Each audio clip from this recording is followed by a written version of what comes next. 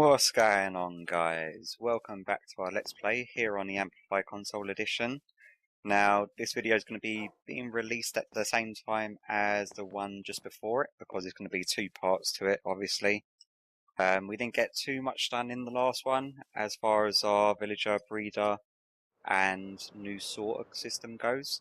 But I'll quickly show you what I've done in between the last episode and this episode. I did get a little bit here and there done.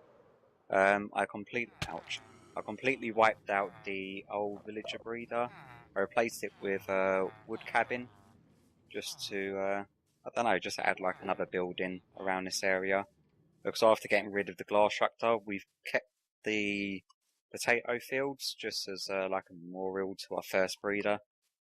And yeah, we've just got a little wood cabin, nothing inside, apart from one lonely flower. But yeah, it's all lit up nice. I thought it looks fairly decent. I went for a different roof style of just using the logs instead.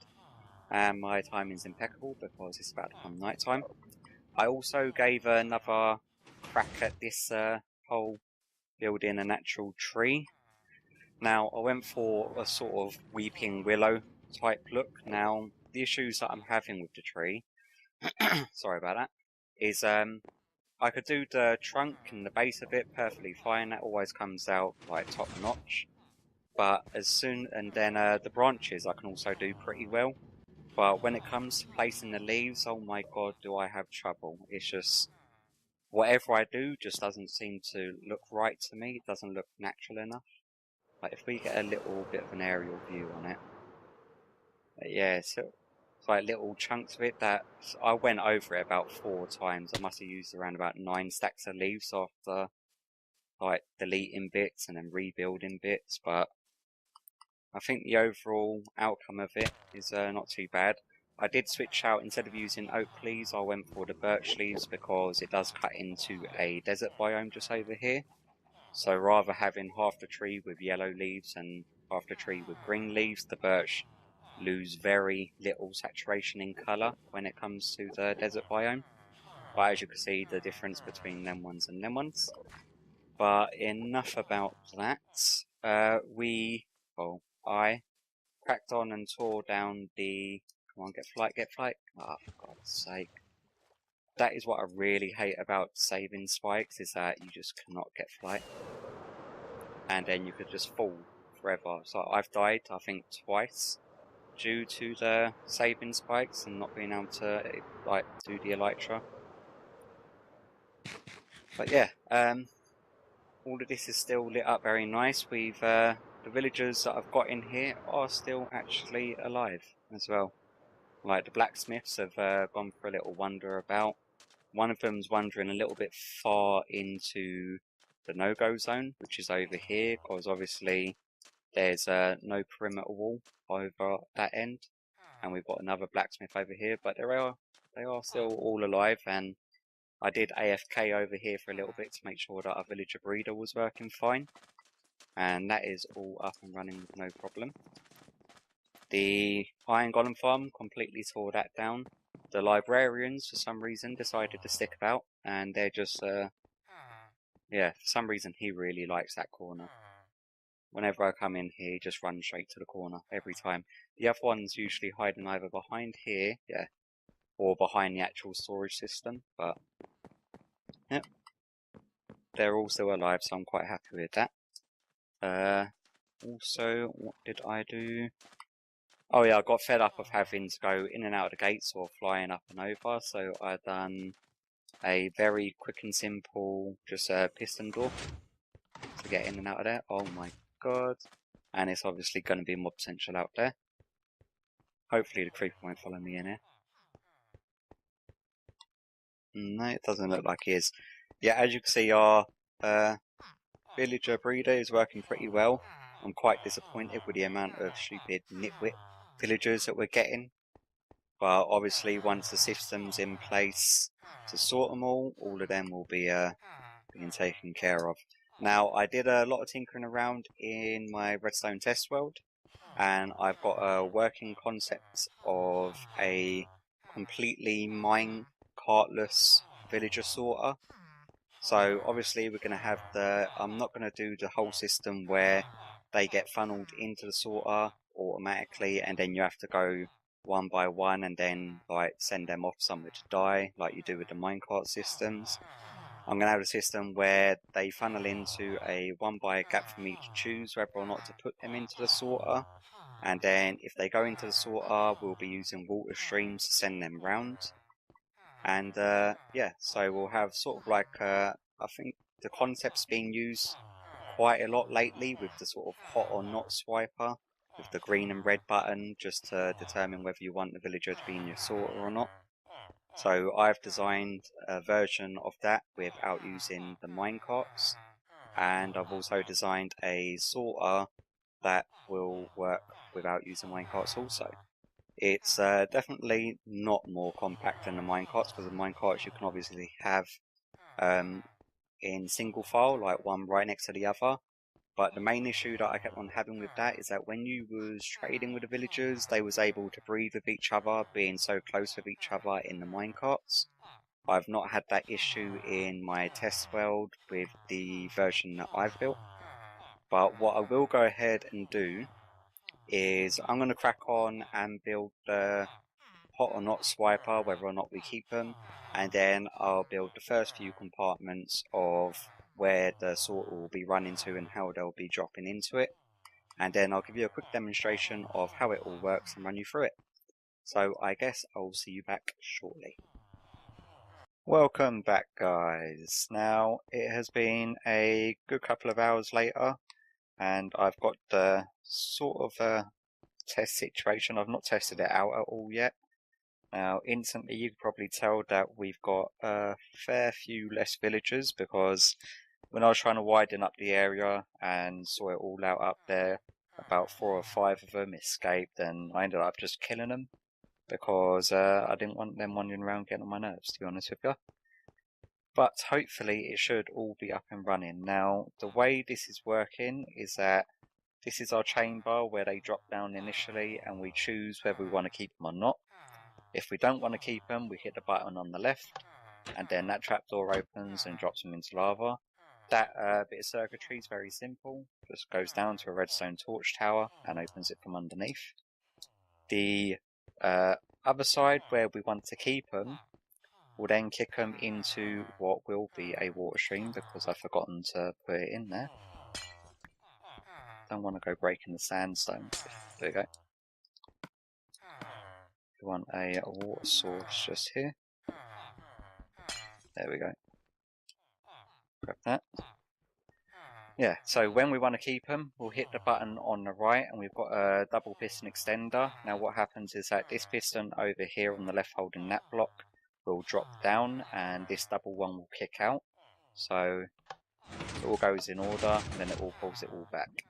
Now the circuitry with this, it got a little bit complicated with the timings, because obviously you had to bring this one down and keep it down long enough for this one to fully extend over it, and then for it to completely pull the blocks back before this one kicked up. Otherwise one of them blocks would be kicked up, or that block would be kicked out.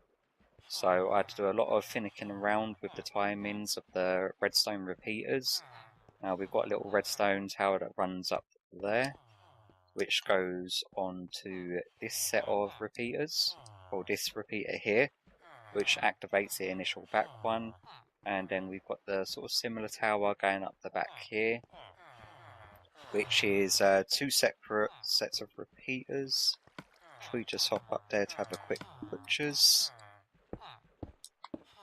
Yeah, so then you've got the one on the left and the one on the right. Now obviously you want the back ones extending, then this second line will then extend it further, and then the third line will kick out the last piston, extending the 2 sandstone blocks all the way over. So then what you want to happen is that this one to retract first to pull the blocks back by 1.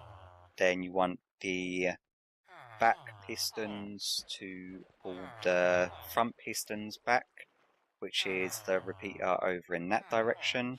And then you've got the last set, which is this 2 set of repeaters here, which reactivates the second set of pistons to pull back the blocks So yeah, it was just a lot of finicking around with the actual timings of it more than anything else regarding that. But the whole choosing whether you want to keep them or not is not too complicated. Obviously, a lot more simpler if I was to use minecarts, but I wanted to just make things a little bit more challenging on myself. And then the challenging got even more challenging when we come to the sorter. Now, with this sorting system, what happens is that I can actually probably demonstrate it. No, I can't because I can't get in there. Ouch. Let me try to find a way. I could probably just end a pearl up to there. No, I cannot. Come on. There we go. Oh. And great. So what happens is that the water gets stopped by these gates. Now the gates, when they're open, have no hitbox, so the villagers can fall straight down. Now when they fall down, what will happen is that it will then activate the piston below, which is a slime block with a piece of packed ice stuck to the top of it. Now, obviously, if you're wondering how comes I didn't compact these more, it's because for some reason, whenever you if you have two pistons sitting on top of each other, if you activate the top piston in any way, even if you activate it through the block on top of it, it will still extend the piston below. So I've had to separate them by one, which meant that I've ended up having to use the slime blocks to then bring the packed ice forward. But yeah, once there we go. Hopefully no endermite. Yeah, so once the villager comes along, the stream will obviously get longer once the wooden gates have been pulled back by these sticky pistons. Once they drop down, land on the pressure plate, it will reverse the actual pistons, and then they'll be stuck here in the trading chamber. Now this is all being lit up by glowstone, and just, yeah, so there's no chance of mob spawns there. If we hop back out of here, and then as soon as you get off the pressure plate, so if you want a villager gone, you could just kill it manually in the actual trading thing. Just say you locked up all their trades and you wanted new ones to come in. Yeah, so you just kill them manually, and then the gates will then come back out. The sticky piston will then retract, and then that will then allow a villager to then take its place. Now I've only built a section of 3. Every 3 pods that I'm going to have for trading, you have to have a 2 wide gap, which I've learned the hard way in my creative world, to reset the water streams. Because if you try to reset it in between the trading pods, it ends up just being a solid source block of water which has no movement, and then the villager just stands there in it. So every 3 sections I've then had to do a double section, so I've allowed enough for 9 villagers either side, which would be 18. Which I think is more than enough for the sort of trading that I actually want to be doing. Like, I've still got my efficiency 5 and my mending book, and I've now got a silk touch book villagers all over in the old trading post. So I'm not going to be getting rid of them anytime soon, and I think having 18 is more than enough, which then should allow me to have, say, 18 plus the 3 in the breeder. Should allow me to have around about 18 to 20 villagers wandering around in our fort town.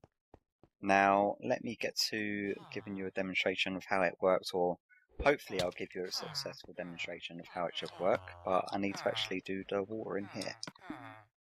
Let's get rid of this. They're all still trying to get back out at the moment. Get some packed ice up here. Yeah, working around here has been a bit of a nightmare because obviously the villagers are driving me absolutely insane. The only thing that I may see us having a problem with is more than one villager dropping down into the selection box, like more than one of them at a time. And I'm hoping that doesn't happen because they've sort of fixed the collision boxes of villagers and entities and mobs. That if you do squish too many of them in one place, they do actually force each other out of the way. What is this guy? Because I'm going to have to end up killing him if he doesn't move. He's a farmer, I definitely don't want to have to kill him. Let me break a few blocks and just nudge him that way a bit. Get out of the way, mate. And then we break that. And then pretty much the water streams is just going to work similar to the way that you would with a mob spawner. So they sort of get funneled down. And am I going to be stuck here forever now with the villagers? Awesome. I've got 2 ender pearls, so I have to use them wisely. There's one. This is where the villagers come down from. They feed in from the villager breeder over there. They then come obviously down to here. And come on. It's going to be a bit of trouble because I've only got 1 ender pearl left. Now, if we do one of them, can we not jump out of a solid sort spot, really? Okay, we're going to have to do this. Oh, come on. How is this not going? And I don't want to break this block because I'm afraid there's going to be redstone underneath. Okay, you know what? I'm just going to bust my way out of here. No, that's going to break everything, I think. Hopefully I blocked that up quick enough. Well, we'll soon find out. Break you. And then you back. Hopefully the water didn't drop down. And okay. Yeah, well, I think we blocked it up quick enough. Yeah, the water's literally just above there and it would have destroyed all the redstone and made this demonstration an absolute fail. But we'll soon see. So as soon as you want a villager to come in, you just press this button. Hopefully only 1 drops down. And nope, that's what I thought too. Yeah, I'm going to have to do some finicking around with that up there to ensure that only 1 comes down at a time. But by the looks of it, we've got a nitwit. I can't tell. Is that a nitwit and a butcher? Or is that... Oh, it's a leather worker. I think there's 3. Yeah, butcher, nitwit and a leather worker. I don't want any of them, so we'll just drop them all into lava, apart from this guy. Get lost. Now, hopefully only 1 drops down. There we go. If I may actually have to hook that up to a monostable and just make it a 1 tick pulse to ensure that only 1 drops down. Now, we don't want to keep a nitwit either, so he can go. And then, come on, only 1. Thank you. You are a blacksmith, I believe. Weaponsmith. So yeah, so if we want to keep him, just give a demonstration, we'll kick him off over to the right or the left. We'll then go down the water stream. There's a very small water elevator just over there. Hopefully he flows up it. Flows up? Yep, flows up it alright. And then drops down. That will then lock up this pod, and then the next pod will be open. Come on, only 1. Nitwit, we don't want. I know there's a farmer up there that I actually want to keep. You are a farmer, so we want to keep you. Press that. So that system all works perfectly fine. Definitely need to do something around with the dropping in process. But he should go up there, and then the next pod, and then obviously that one will lock up. And there we go. So our farmer's stuck in there, and we've got our weaponsmith in there. Now obviously if you didn't want one of these, you could kill him. It would then open up that pod for the next one to drop in, and I've fallen into the redstone again. Yeah, I did keep this open just to quickly show you where everything was, and I've been falling in it non-stop. So yeah, fun times. Obviously the cosmetics are going to be changing a lot. I still got to do all of this side. I'm going to probably keep the cyan glass. I don't know what I'm going to do for this right section to hide the redstone. I may just do some form of chiseled sandstone bordered with smooth sandstone or something on the right, just to cover it up a bit. And I may have to move this redstone dust tower just around to the back, just so that this wall will then be flush. But yeah, what I'm going to do is I'm going to get the rest of it all cracked out, and I'm going to get the cosmetics of it all done, and I will bring you in for hopefully a much more better view of the whole system and how it will be working. So I guess I will see you again shortly. And we're back, guys. Now I have gone ahead and Ouch, I can never get flight. I don't think I'm ever going to get flight from these steps. I've gone ahead and I've cracked out the rest of the villager sorter. Completely forgot what I was working on them for a second. Let's go through this little secret doorway. And then we'll go in here.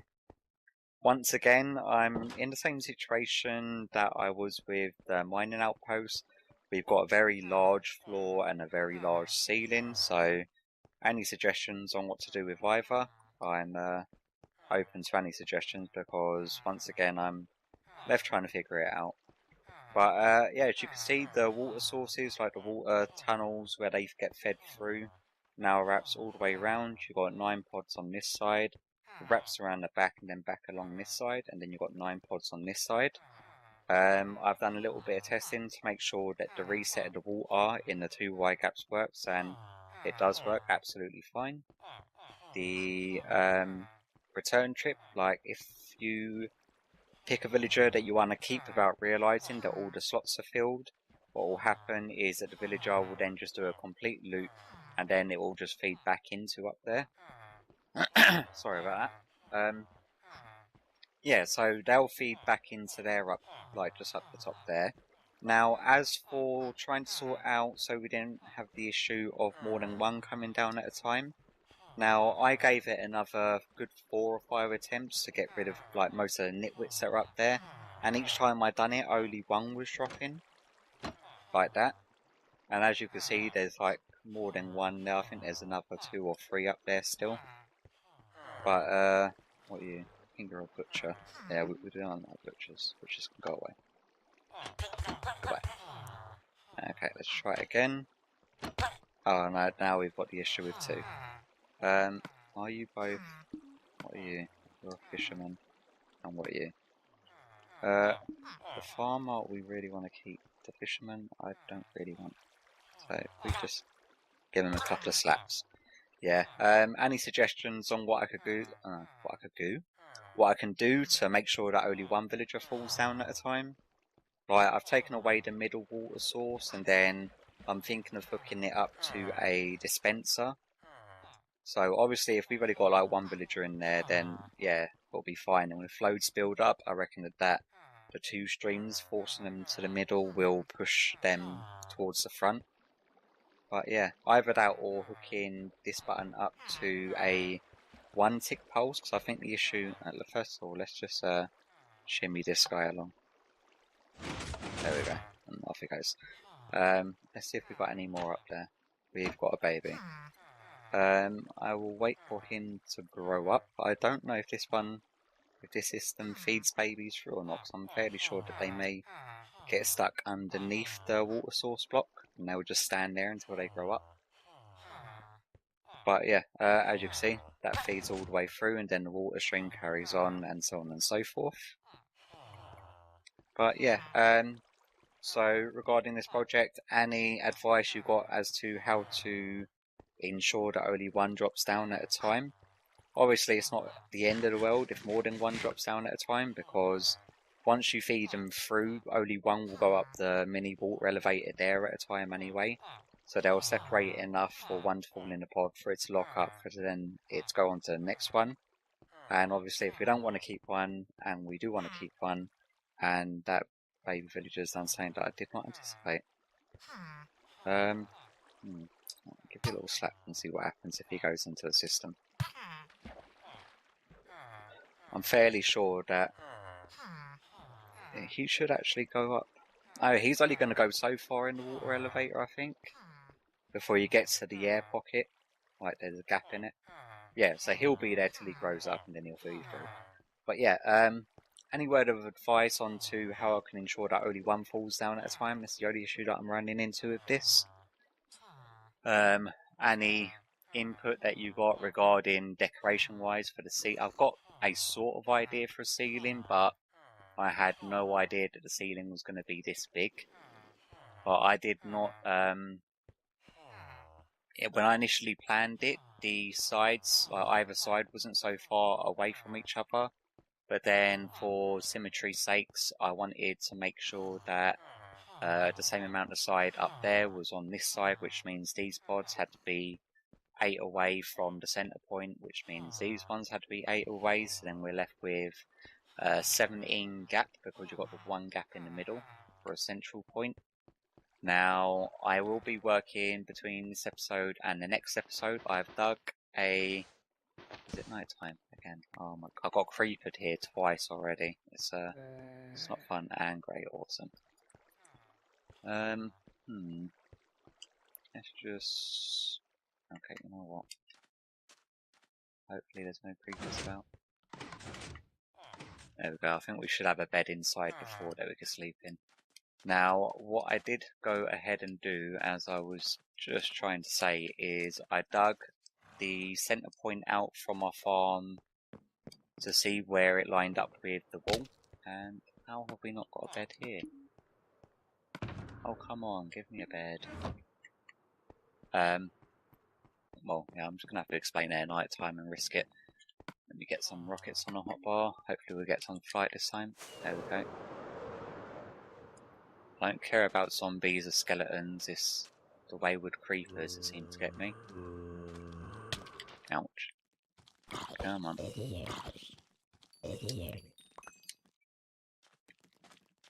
And we want to get rid of this guy. Ouch.